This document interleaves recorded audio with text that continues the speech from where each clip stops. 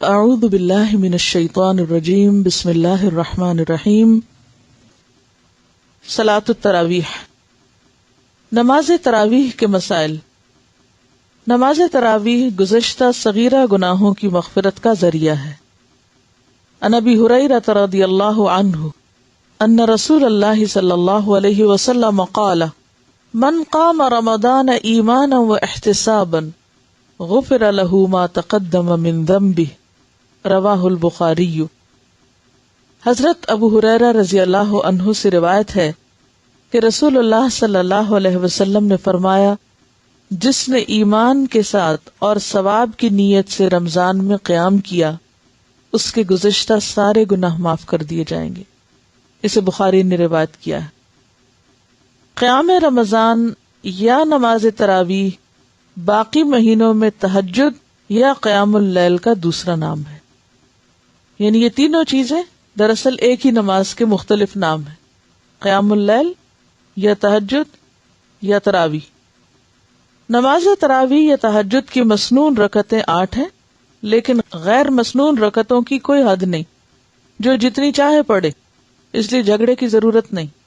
عن ابی سلمۃ ابن عبد الرحمن رضی اللہ عنہ انہ سأل عائشہ رضی اللہ عنہا کیف کانت صلاۃ رسول اللہ صلی اللہ علیہ وسلم فی رمضان فقالت ما کان یزید فی رمضان ولا فی غیرہ علی 11 رکعۃ یصلی 4 فلا تسأل عن حسنہن وطولہن ثم یصلی 4 فلا تسأل عن حسنہن وطولہن ثم یصلی 3 متفق علیہ۔ حضرت ابو سلمہ بن عبد الرحمن رضی اللہ عنہ نے حضرت عائشہ سے پوچھا، رسول اللہ صلی اللہ علیہ وسلم کی رمضان کی رات کی نماز کیسی ہوتی تھی؟ حضرت عائشہ نے جواب دیا، رسول اللہ صلی اللہ علیہ وسلم رمضان میں رات کی نماز یعنی تراویح یا غیر رمضان کی رات کی نماز 11 رکعتوں سے زیادہ نہ پڑھتے تھے۔ 4 رکعتیں پڑھتے اور ان کے طول اور حسن کا کیا کہنا ہے، بہت طویل رکعتیں ہوتی اور بہت خوبصورت انداز میں، یعنی ہر چیز کا حق ادا کرتے ہوئے۔ پھر 4 رکعتیں پڑھتے جن کے طول اور حسن کا کیا کہنا، پھر 3 رکعت وتر ادا فرماتے۔ اسے بخاری اور مسلم نے روایت کیا ہے۔ یعنی اصل چیز جو ہے وہ گنتی کا زیادہ ہونا نہیں، بلکہ اصل چیز خشوع و خضوع ہے اور طوالت ہے۔ آپ اتنا طویل قیام کرتے کہ آپ کے پاؤں سوج جاتے تھے۔ نماز تراویح کا وقت عشاء کے بعد سے لے کر طلوع فجر تک ہے۔ نماز تراویح 2 رکعت پڑھنا افضل ہے، وتر کی 1 رکعت الگ پڑھنی بھی مسنون ہے۔ عن عائشہ رضی اللہ عنہا قالت کان النبی صلی اللہ علیہ وسلم یصلی فیما بین ان یفرغ من صلاة العشاء الى الفجر 11 رکعۃ یسلم بین کل رکعتین ویوتر بواحدۃ، متفق علیہ۔ حضرت عائشہ رضی اللہ عنہا سے روایت ہے کہ نبی اکرم صلی اللہ علیہ وسلم نماز عشاء اور نماز فجر کے درمیان 11 رکعتیں نماز ادا فرماتے، ہر 2 رکعت کے بعد سلام پھیرتے اور پھر ساری نماز کو 1 رکعت سے وتر بناتے، یعنی وتر کی 2 رکعتیں ہلکی ہوتی تھی، ان پہ سلام پھیر کے پھر کھڑے ہو کے 1 اور پڑھ لیتے۔ رسول اللہ صلی اللہ علیہ وسلم نے صحابہ کرام کو صرف 3 دن نماز تراویح باجماعت پڑھائی، صرف 3 دن نماز تراویح باجماعت پڑھائی۔ خواتین نماز تراویح مسجد میں جا کر ادا کر سکتی ہیں۔ عن ابی ذر قال صمنا مع رسول اللہ صلی اللہ علیہ وسلم فلم يصل بنا حتى بقي 7 من الشهر فقام بنا حتى ذهب ثلث الليل ثم لم يقم بنا في 6 وقام بنا في 5 حتى ذهب شطر الليل فقلنا يا رسول الله صلى الله عليه وسلم لو نفلتنا بقية ليلتنا هذه فقال إنه من قام مع الإمام حتى ينصرف كتب له قيام ليلة ثم لم يصل بنا حتى بقي 3 من الشهر فصلى بنا في 3 ودعا أهله ونساءه فقام بنا حتى تخوفنا الفلاح قلت له وما الفلاح قال السحور رواہ الترمذی۔ حضرت ابو ذر رضی اللہ عنہ سے مروی ہے، انہوں نے کہا ہم نے رسول اللہ صلی اللہ علیہ وسلم کے ساتھ روزے رکھے، نبی اکرم صلی اللہ علیہ وسلم نے ہمیں تراویح کی نماز نہیں پڑھائی یہاں تک کہ رمضان کے 7 دن باقی رہ گئے۔ 23ویں رات کی 1/3 گزر جانے پر نبی اکرم صلی اللہ علیہ وسلم نے ہمیں نماز تراویح پڑھائی۔ کب پڑھائی؟ 1/3 رات گزرنے پر۔ پھر رسول اللہ صلی اللہ علیہ وسلم نے 24ویں شب کو نماز تراویح نہیں پڑھائی، 25ویں شب آدھی رات گزر جانے پر نماز تراویح پڑھائی۔ اب یہ دوسرا وقت۔ ہم نے کہا یا رسول اللہ صلی اللہ علیہ وسلم کیا ہی اچھا ہو اگر آپ رمضان کی باقی راتوں میں بھی ہمیں نفل نماز پڑھائیں۔ نبی اکرم صلی اللہ علیہ وسلم نے فرمایا جس نے امام کے فارغ ہونے تک امام کے ساتھ قیام کیا، یعنی نماز تراویح باجماعت ادا کی، اس کے لیے ساری رات کے قیام کا ثواب لکھا جائے گا۔ پھر رسول اکرم صلی اللہ علیہ وسلم نے ہمیں نماز تراویح نہیں پڑھائی حتیٰ کہ 3 روز باقی رہ گئے، یعنی 27ویں کو۔ چنانچہ آپ نے ہمیں 30ویں مرتبہ 27ویں شب تراویح پڑھائی، جس میں اپنے اہل و عیال کو بھی شامل کیا۔ اہل و عیال سے مراد ازواج وغیرہ۔ یہاں تک کہ ہمیں فلاح کے ختم ہونے کا ڈر ہوا۔ میں نے ابو ذر سے پوچھا فلاح کیا ہے؟ ابو ذر نے جواب دیا سحری، یعنی اتنی دیر تک پڑھائی کہ یوں لگتا تھا جیسے فجر ہونے لگی ہے، طویل قیام کرایا۔ اسے ترمذی نے روایت کیا ہے۔ تو اس سے کیا پتہ چلتا ہے کہ اول رات بھی آپ پڑھ سکتے ہیں، آدھی رات کو بھی پڑھ سکتے ہیں، اور آخری حصے میں بھی پڑھ سکتے ہیں۔ جو ہمارے ہاں اول رات میں پڑھا دیتے ہیں وہ سہولت کے لیے ہے، کیونکہ سب لوگوں کا پھر دوبارہ مسجد آدھی رات میں آنا یا سویر کو آنا مشکل ہے۔ 1، 3 یا 5 وتر پڑھنا بھی مسنون ہے۔ عن ابی ایوب الانصاری رضی اللہ عنہ قال قال رسول اللہ صلی اللہ علیہ وسلم الوتر حق علی کل مسلم فمن احب ان یوتر ب5 فلیفعل ومن احب ان یوتر ب3 فلیفعل ومن احب ان یوتر ب1 فلیفعل رواہ ابو داود والنسائی وابن ماجہ۔ حضرت ابو ایوب انصاری رضی اللہ عنہ کہتے ہیں کہ رسول اللہ صلی اللہ علیہ وسلم نے فرمایا وتر پڑھنا ہر مسلمان کے ذمہ ہے، جو پسند کرے وہ 5 پڑھے، جو پسند کرے وہ 3 پڑھے، جو پسند کرے وہ 1 پڑھے۔ اسے ابو داؤد، نسائی اور ابن ماجہ نے روایت کیا۔ 1 تشہد اور 1 سلام سے 3 وتر پڑھنا مسنون ہے، یعنی 2 طریقے ہیں وتر پڑھنے کے۔ ایک تو یہ ہے کہ 2 رکعتیں پڑھ کے سلام پھیر کے پھر 1 رکعت پوری پڑھ کے اور پھر سارا اتحیات آخر تک پڑھ کے سلام پھیرا جائے، اور دوسرا کیا ہے 3 رکعتیں ایک ہی اسٹریچ میں بغیر سلام پھیرے۔ پہلی رکعت میں سورۃ الاعلی، دوسری میں کافرون اور تیسرے میں سورہ اخلاص پڑھنا مسنون ہے۔ عن ابی بن کعب رضی اللہ عنہ ان النبی صلی اللہ علیہ وسلم كان يقرأ في الوتر سبح اسم ربك الأعلى وفي الركعة الثانية قل يا أيها الكافرون وفي الثالثة قل هو الله أحد ولا يسلم إلا في آخرهن رواہ النسائی۔ حضرت ابی بن کعب رضی اللہ عنہ سے روایت ہے نبی اکرم صلی اللہ علیہ وسلم وتر کی 3 رکعتوں میں سے پہلی میں سورۃ الاعلی، دوسری میں کافرون، تیسری میں سورہ اخلاص پڑھتے اور سلام آخری یعنی تیسری رکعت ہی میں پھیرتے۔ اسے نسائی نے روایت کیا، یعنی دونوں طرح آپ سے پڑھنا ثابت ہے۔ نماز مغرب کی طرح 2 تشہد اور 1 سلام سے 3 وتر ادا کرنا درست نہیں۔ عن ابی ہریرہ عن النبی صلی اللہ علیہ وسلم قال لا توتروا بثلاث اوتروا ب5 او ب7 ولا تشبہوا بصلاۃ المغرب رواہ الدارقطنی صحیح۔ حضرت ابو ہریرہ رضی اللہ عنہ نبی اکرم صلی اللہ علیہ وسلم سے روایت کرتے ہیں کہ 3 وتر مغرب کی نماز کی طرح نہ پڑھو، کیونکہ مغرب کی نماز میں 2 پڑھ کے اور پھر اٹھ کے پڑھتے، بلکہ 5 یا 7 پڑھو۔ 3 وتر نماز مغرب کی طرح 2 تشہد اور 1 سلام سے پڑھ کر وتروں کی نماز مغرب سے مشابہ نہ کرو۔ اسے دارقطنی نے روایت کیا ہے۔ وتروں میں دعائے قنوت رکوع سے قبل اور بعد دونوں طرح پڑھنی جائز ہے۔ سئل انس بن مالک رضی اللہ عنہ عن القنوت فقال قنت رسول اللہ صلی اللہ علیہ وسلم بعد الرکوع وفی روایت قبل الرکوع وبعدہ، رواہ ابن ماجہ۔ حضرت انس بن مالک رضی اللہ عنہ سے دعائے قنوت کے بارے میں دریافت کیا گیا تو انہوں نے کہا کہ رسول اللہ صلی اللہ علیہ وسلم نے رکوع کے بعد قنوت پڑھی ہے، ایک روایت میں یوں ہے کہ رکوع سے پہلے اور بعد دونوں طرح پڑھی ہے۔ اسے ابن ماجہ نے روایت کیا ہے۔ دعائے قنوت جو نبی اکرم صلی اللہ علیہ وسلم نے حضرت حسن بن علی رضی اللہ تعالی عنہ کو وتر میں پڑھنے کے لیے سکھائی وہ درج ذیل ہے۔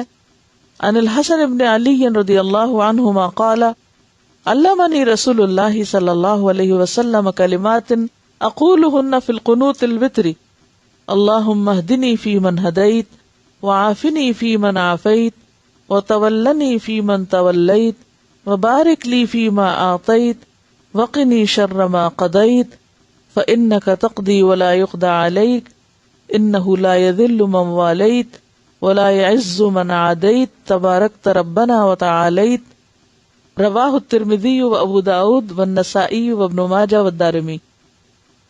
حضرت حسن بن علی رضی اللہ عنہ کہتے ہیں کہ رسول اللہ صلی اللہ علیہ وسلم نے مجھے وتروں میں پڑھنے کے لیے یہ دعائے قنوت سکھائی۔ الہی مجھے ہدایت دے اور ہدایت یافتہ لوگوں میں شامل فرما، مجھے عافیت دے اور ان لوگوں میں شامل فرما جنہیں تو نے عافیت عطا فرمائی، مجھے اپنا دوست بنا کر ان لوگوں میں شامل فرما جنہیں تو نے اپنا دوست بنایا، جو نعمتیں تو نے مجھے دی ہیں ان میں برکت عطا فرما، اس برائی سے مجھے محفوظ رکھ جس کا تو نے فیصلہ کیا ہے، بلا شبہ فیصلہ کرنے والا تو ہی ہے اور تیرے خلاف فیصلہ نہیں کیا جاتا، جسے تو دوست رکھے وہ کبھی رسوا نہیں ہوتا اور جس سے تو دشمنی رکھے وہ کبھی عزت نہیں حاصل کر سکتا۔ اے ہمارے پروردگار، تیری ذات بڑی بابرکت اور بلند و بالا ہے۔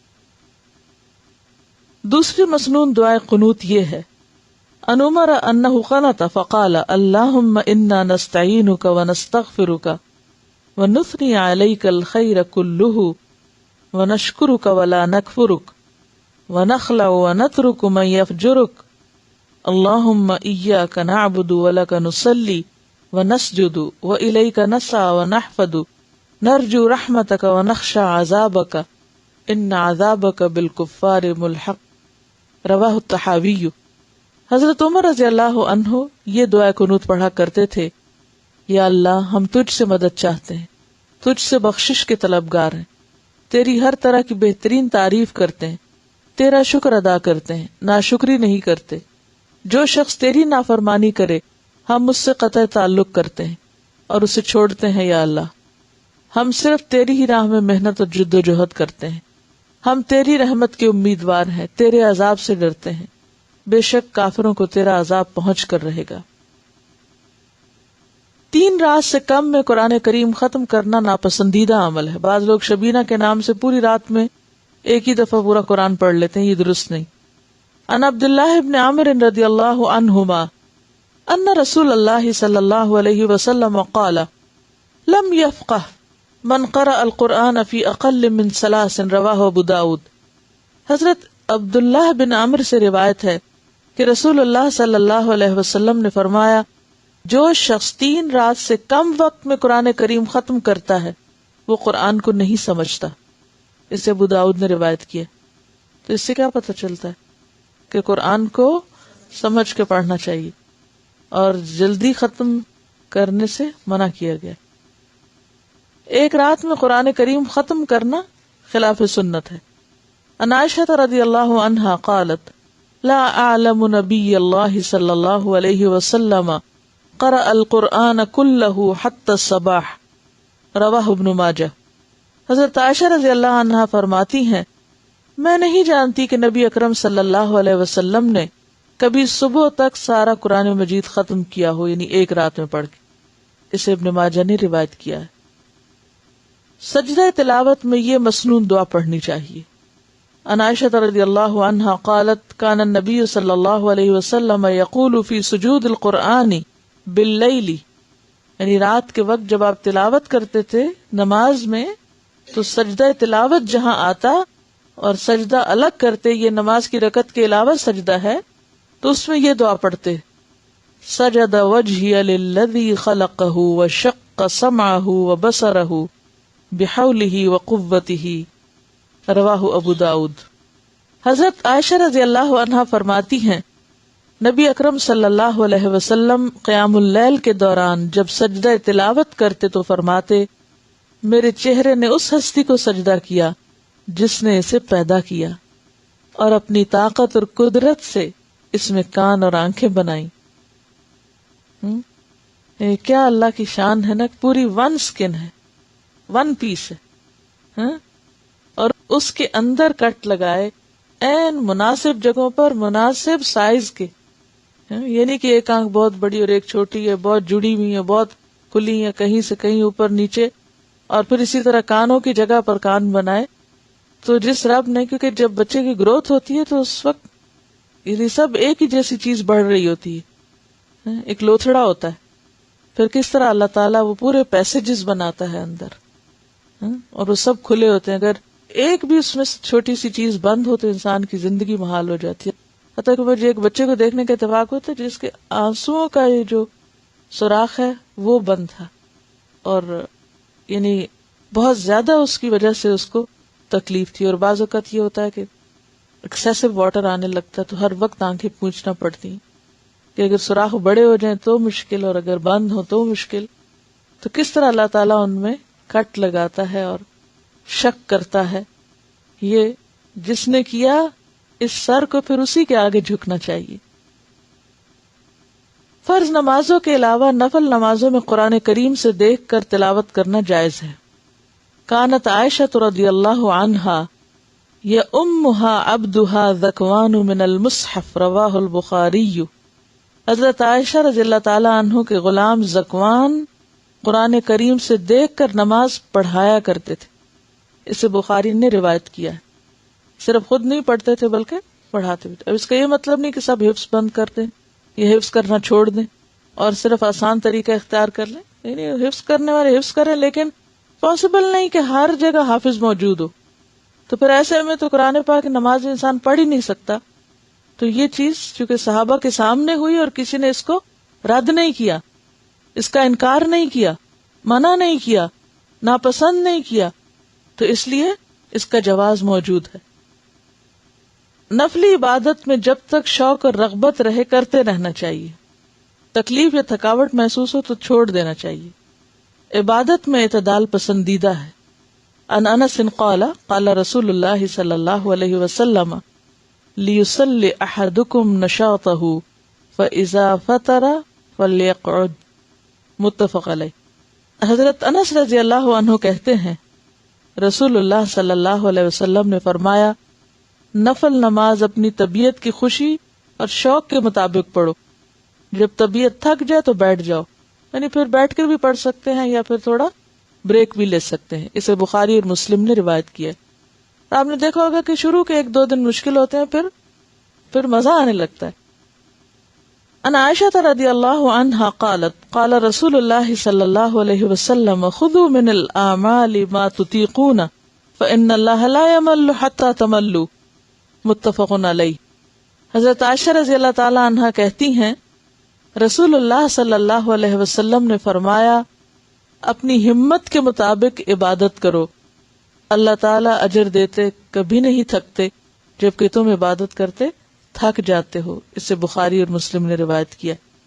یعنی جو کام شروع کرو پھر اس کو نبھاتے بھی جاؤ، ایسا نہیں کہ کبھی تو بہت زیادہ کر لیا اور کبھی بالکل بھی نہ کیا۔ فرض نمازیں بھی چھوڑ دی رمضان کے بعد۔ عن عبداللہ بن عمرو بن العاص رضی اللہ عنہما قال قال رسول اللہ صلی اللہ علیہ وسلم یا عبد اللہ لا تکن مثل فلان کان یقوم من اللیل فترک قیام اللیل، متفق علیہ۔ حضرت عبداللہ بن عمرو بن العاص کہتے ہیں، رسول اللہ صلی اللہ علیہ وسلم نے فرمایا، اے عبداللہ، تم فلاں آدمی کی طرح نہ ہو جانا جو رات کو عبادت کے لیے اٹھا کرتا تھا پھر اس نے اٹھنا چھوڑ دیا۔ اسے بخاری اور مسلم نے روایت کیا ہے۔ یعنی خواہ تھوڑی عبادت ہو لیکن کیا پسندیدہ ہے؟